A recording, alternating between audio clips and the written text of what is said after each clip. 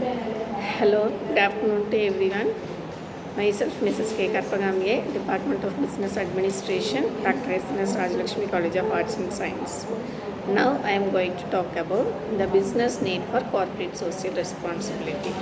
Corporate social responsibility as CSR makes for eminent business sense as well when one considers the knock-on effect that social and environmental responsibility brings to the business.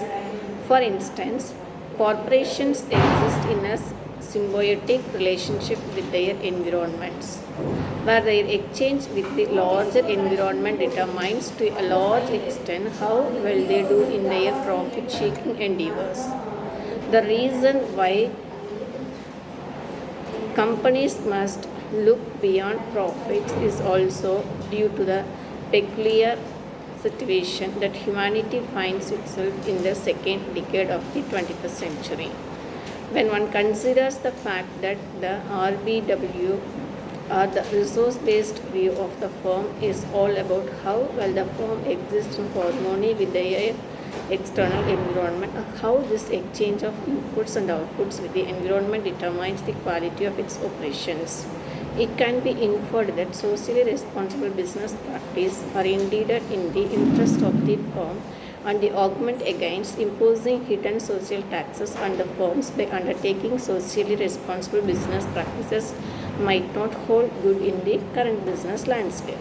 Indeed, the world since the days of fireman has changed so much that socially responsible business practice ought to be the norm rather than expectations or exceptions, and the various readings surveyed for this paper do seem to indicate that it is high time for business to engage in responsible behavior.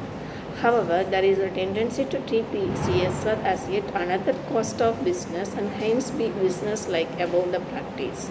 So, mainstreaming the idea might not bring the desirable effect unless the media, the business and the citizens themselves understand what is at stake and behave accordingly. Paying lip service or corporatizing the idea of CSR might not be intended outcome of the proponents and the advocacy groups that promote this idea. Rather, a change in the mindset and attitude is what these groups have in mind when they push for socially responsible practices. It has been mentioned elsewhere that CSR as a concept and as a paradigm ought to be woven into the DNA of the corporations, and when the very fabric denotes with the threats of social responsibility, the goals of conscious capitalism and compassionate corporate would be realized. Hence, a cautionary finger wagging is due for those who believe that since the concept of CSR has been mainstream, they can relax in the knowledge that corporations would do the rest. Given the history of profit seeking and mercantilist behavior, where facts and ideas come and go, but the very nature of the corporations mutates rather than undergoes the fundamental change, we still have some distance to cover before the goals of the idea of CSR are achieved. Thank you.